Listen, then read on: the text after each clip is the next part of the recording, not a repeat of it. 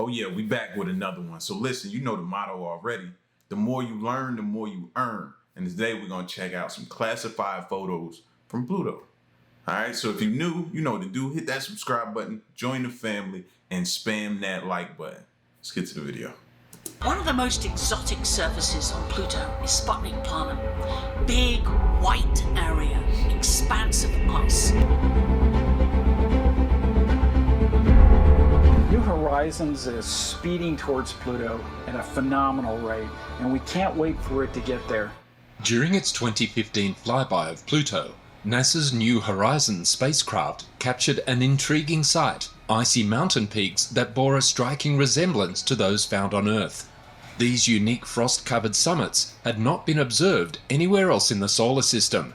Since then, scientists have been eager to understand how snow could form on Pluto's mountaintops, and whether the process is similar to what occurs on our planet. Now, Brian Cox has unveiled a potential explanation for the atmospheric process that gives rise to Pluto's snow-capped mountains. This revelation stems from one of the declassified photos, and it challenges our expectations based on Earth's known weather systems. So join us as we explore the depths of this dwarf planet and unravel the hidden secrets concealed within its enigmatic landscape. But my question is, how are we gonna base it upon Earth's weather systems? We're dealing with a totally different planet, dwarf planet at that, Pluto. How can we base that? I'm asking that legitimate question because I don't see how we could do that, but apparently they might know of some kind of way, maybe, hopefully. Pluto, once regarded as the 9th planet in our solar system, is now recognized as the largest known dwarf planet. Situated in the Kuiper Belt, a region beyond Neptune's orbit, Pluto resides among numerous icy and rocky bodies, including comets, each larger than 62 miles, 100 kilometers in diameter.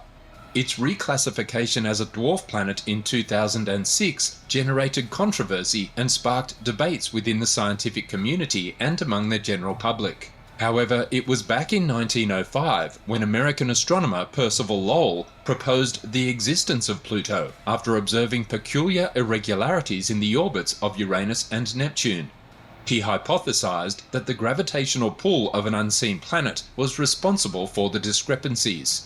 Lowell predicted the mystery planet's position in 1915, but unfortunately he passed away 15 years prior to its actual discovery. In 1930, Clyde Tombaugh, working at the Lowell Observatory, identified Pluto based on the predictions made by Lowell and other astronomers.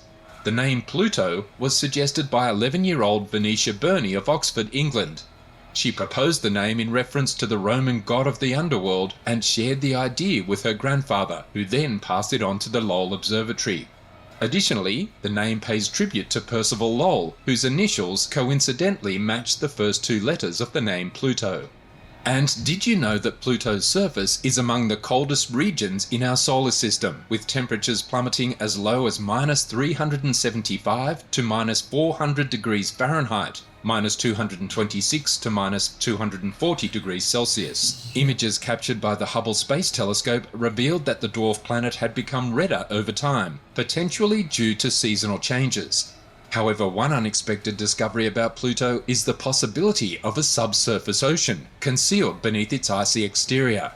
This revelation has prompted speculation about the potential existence of life within this ocean, including... Now, even that part we're familiar with. It's the whole snow part. I can't wrap my mind around how snow could potentially form there. That's what's... I need to know. Theories put forth by renowned physicist Brian Cox.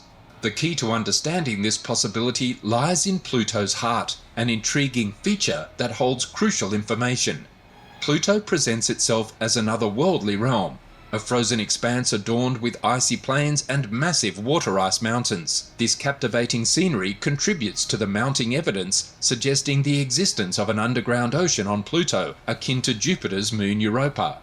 The scientists involved in the mission are astounded by their findings. They never anticipated encountering such thick layers of youthful ice, even in extremely frigid conditions.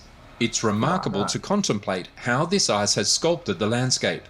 The researchers were thrilled by the possibility that Pluto might consist of a rocky core enveloped by a frosty shell. But that's not all. William McKinnon, a member of the team, posits that this icy composition heightens the likelihood of a hidden ocean lurking beneath the icy veneer. Additionally, they have discovered water ice on Pluto's mountains for the very first time. Alan Stern, the leader of the New Horizons mission, is confident that there is a substantial amount of water awaiting exploration on Pluto. However, as of 2015, there was insufficient evidence to definitively confirm the presence of an ocean beneath its surface.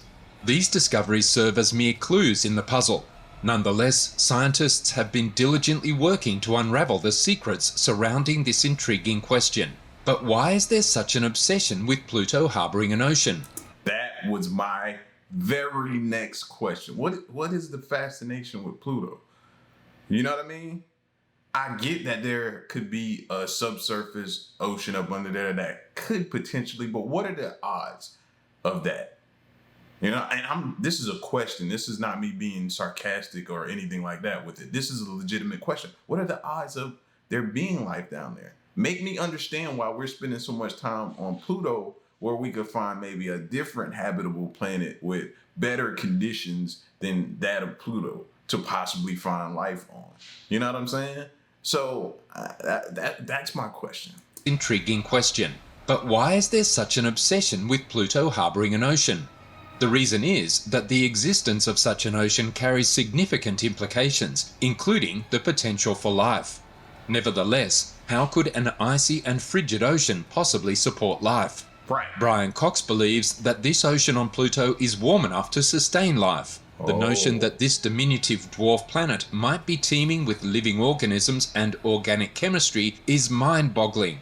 Cox expressed... So, see, my whole thought process, I've always thought of it just being completely frozen when it comes to Pluto. Its distance away from any type of sun or anything like that makes me always believe that. But they're saying there's a potential that it's warm enough to sustain life. How that's possible, I don't know, but I would love to hear more about it. Expresses a high level of confidence in this concept, stating that if our understanding of life on Earth holds even a fraction of accuracy, then there is a strong possibility that Pluto hosts its own inhabitants. However, the New Horizons spacecraft might not be equipped to provide concrete evidence of warm water beneath Pluto's surface. Cox acknowledges the challenges associated with obtaining conclusive proof regarding this enigmatic ocean. Instead, he suggests redirecting our efforts towards exploring the moons of other planets closer to home. According to Brian Cox, the transition from single-celled organisms to complex multicellular beings is an incredibly challenging process, comparable to squeezing through a narrow bottleneck. It is a formidable journey, and only a small fraction of planets harboring life are expected to evolve beyond simple biological forms. Cox suggests that complex life may be a rarity in the universe. However, he highlights an intriguing pattern observed on Earth. Wherever we find liquid water, we also find life. Given that our solar system consists of similar building blocks, it is plausible to consider the possibility of life existing in the liquid water present on Pluto. Nevertheless, Cox cautions against overly optimistic expectations, emphasizing that any life on Pluto would likely be basic and uncomplicated. While complex life may be rare, the mere existence of any form of alien life, no matter how simple, would be truly astonishing. Ultimately, scientists believe that the likelihood of Pluto hosting life could be reasonably high, considering that there is still much to discover about this enigmatic dwarf planet. However, there is a greater enigma surrounding this dwarf planet, and it resides within its heart. NASA made an intriguing discovery that Pluto possesses a distinctive feature known as its heart, which plays a significant role in the planet's activity. This heart is an immense nitrogen glacier covering an astonishing area of 1 million square miles. Within this heart lies a specific location called Sputnik Planitia, the largest glacier in the entire solar system. Initially, astronomers believed that this distinct formation resulted from a powerful collision with another substantial object in Pluto's past. However, the peculiar positioning of this basin raises questions. Sputnik Planitia is precisely located on the opposite side of Pluto from its prominent moon, Charon. The likelihood of such an impact occurring in this specific location, directly opposite Charon, seems too improbable to be a mere coincidence. Instead, scientists propose that the alignment between Charon and Sputnik Planitia may be attributed to polar wander, a phenomenon where a planet undergoes a shift in its spin axis due to significant geological processes. Sputnik Planitia found itself in its present position due to its propensity for frigid temperatures. Nitrogen ice has accumulated there, forming an immense icy sheet that measures at least 2.5 miles in thickness. This occurrence suggests the presence of an ocean beneath Pluto's icy surface.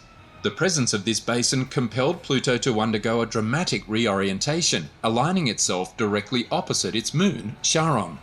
The weight of the heavy ice, combined with the gravitational forces exerted by Charon, caused Pluto to tilt and align the basin more closely with the gravitational axis between Pluto and Charon. This shift likely resulted in the fracturing of Pluto's surface, leading to the formation of colossal faults that crisscrossed the planet. Initially, the basin formed to the northwest, closer to Pluto's north pole. If additional ice continues to accumulate in the basin, Pluto will undergo further changes in its orientation. These discoveries provide insight into the dynamic nature of even the most distant and mysterious objects in our solar system. However, many mysteries... I guess we can't write Pluto off like I would like to, like I like to think of always. You know what I mean? It's so far back there, and I've always thought, like I said earlier, I always thought it being so far away from the sun, it being the coldest and all of that type of stuff like that, there's no possible way. But they seem to strongly think that there's a presence of its own form of life there. Now, my question is okay, how do we find out? You know what I mean? And you're talking subsurface. You got a lot of components to deal with above surface before you can even get down there to do any type of research to find it. What can we build? Whew, just thinking about that type of build, that thing is going to be needed to be, because you got to build something that can withstand the elements of Pluto and everything that you have to deal with. And that weather, yeah, it's going to be interesting though, but I think we can build something. I wonder how much it would cost us.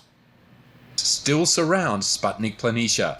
In his BBC series The Planets, Brian Cox discussed a remarkable discovery made by scientists concerning a specific region on Pluto. Within this area, there is something highly unusual. Cox referred to it as Tombo Regio, more commonly known as Pluto's heart. On the edge of this region, there exists a range of mountains composed entirely of frozen ice, reaching heights of up to 6 kilometers above the surrounding plains. What makes this area even more intriguing is its stark contrast with the rest of the dwarf planet. Dr. Cox explained that the surface of Pluto is covered in craters resulting from countless impacts that occurred over billions of years. However, Sputnik Planitia defies this pattern. It exhibits an incredibly smooth surface devoid of any craters. It is truly fascinating how this particular part of Pluto breaks away from the established pattern and distinguishes itself from the rest of the world. A remarkable network of polygonal shapes spanning at least 10 kilometers each adorns its icy surface. While resembling microscopic cells, these formations serve as evidence of Pluto's internal heat struggling to escape from beneath the glacier. The heat gives rise to bubbles of upwelling and downwelling nitrogen ice, producing a mesmerizing display akin to a lava lamp. What sets these formations apart is their uniqueness, unlike anything witnessed in Earth's glaciers or any other explored region of our solar system. Upon closer examination, the absence of craters on Pluto becomes even more intriguing. Detailed images captured by the New Horizons spacecraft reveal an intricate pattern of hexagons and pentagons crisscrossing the frozen nitrogen surface. This pattern offers a clue that similar patterns might exist elsewhere in nature. However, the phenomenon observed on Pluto remains truly extraordinary. Dr. Cox elucidated that these distinctive patterns are a manifestation of convection, a process driven by an internal heat source. This heat causes the nitrogen ice, the material in question, to rise, cool down, and then descend once again. As a result, the continual currents renew the area, giving rise to these distinct patterns. Additionally, Tanguy Bertrand, a postdoctoral fellow at NASA's Ames Research Center, was captivated by the images of Pluto's mountaintops. He pondered how this snow could have formed and whether the process mirrored that on Earth's mountaintops. The aim was to understand if Pluto's atmosphere behaves similarly to Earth's. On Earth, the lower part of the atmosphere is warm and humid, leading to formation of water vapor in that region. Warm air rises from the bottom, expanding and cooling along the ascent, which increases the moisture content in the air. As the air reaches the mountaintops, the water vapor freezes, resulting in snowcaps. In contrast, Pluto's atmosphere is warmer at higher altitudes due to solar radiation, and methane vapor is more abundant there. Methane only condenses to form snow on mountains that reach the altitude where this specific atmosphere level exists. This climatic mechanism might be unique to Pluto, as it has not been observed elsewhere in the universe. Next, scientists have grown something that closely resembles an early human embryo without using sperm, eggs, or a womb. The aim of these embryo models is to provide an ethical way of studying. So it starts. That's all I'm gonna say. So it starts. It's been started, but it's just now you're hearing about it even more. How stem cells form organs. Our health and science correspondent, James Gallagher, has more. I think I should say, instead of saying so it starts, it's we're here now. We're here. This along with AI, it's about to get crazy. This is a field that's been progressing rapidly and has now reached a significant moment. Take a second to think how remarkable it is that our lives start out like this, a single sperm fertilizing a single egg. But the first steps on the journey from this to us are poorly understood, and researching embryos is legally, ethically, and technically fraught. So this is where embryo models come in, and this is how it's done. So there are no sperm or eggs involved. Instead, scientists start with human stem cells. These have the potential to become any type of tissue in our body. These are then transformed into the 4 types of cell you'd find in an embryo that was just 1 week old. Then 120 of them are mixed together. And you can see they start off as a jumble, but as they grow, this happens. They start to organize themselves, mimicking what a real embryo would look like 14 days after fertilization. And we can take a look at one. Now, this might appear confusing, I admit, but we can spot some things in here. The purple cells around the outside are the ones that will grow to form the placenta. And as we go inside, the yellow cells would create a yolk sac, and the blue ones would form in a real embryo a human being. Now, of course, this isn't a real embryo. It's not possible to put this in the womb and make a baby, but it is similar. It even released hormones that made a pregnancy test turn positive in the lab. I don't believe them when they say that. I don't believe them. Oh, this isn't real. This is, if you put it, no. You could bet, even if it was your last dollar, you would bet your last dollar that they're trying to, if they haven't figured it out already, how to make one happen. No, I don't believe them. And that's what's exciting the research team in Israel. Yes, this does look like textbook, and the structures are there, and it looks really, really good. This is a stem cell derived entity that has all the cell types, all the compartments that are known, and in the right orientation, which hasn't been done before. For those struggling to start a family, this research may one day help. It could lead to new ideas for tackling infertility or improving IVF. And that's because these embryo models allow scientists to perform research that would be impossible on real embryos, to understand the crucial early moments of our development when miscarriage and birth defects often arise. So it's a fascinating issue. So is this pretty much saying that you could just eventually one day go to the counter and say, hey, I want a baby. What type of baby do you want? I want this type of baby. And they may have different categories, athletic, whatever type of baby that, you know what I mean, you could potentially get. No one's to say it could turn out athletic, but you know what I mean? You'll be able to possibly go in there and pick out categories and piece together. And then you don't go through the pregnancy. They grow the embryo. And then this is where I'm stuck at. Where do we go from there? This is interesting, man. Whew. To talk about it, we can speak to Roger Sturmey, Professor in Reproductive Medicine at Hull, your medical school. Thank you very much for coming on the programme. Good evening, Lewis. Thank you. So we're going to talk about some of the kind of ethical risks in a moment. First, though, I want to come to the potential uses. Let's start with IVF, because that's what we were just hearing just there. How can this kind of advancement actually be used practically?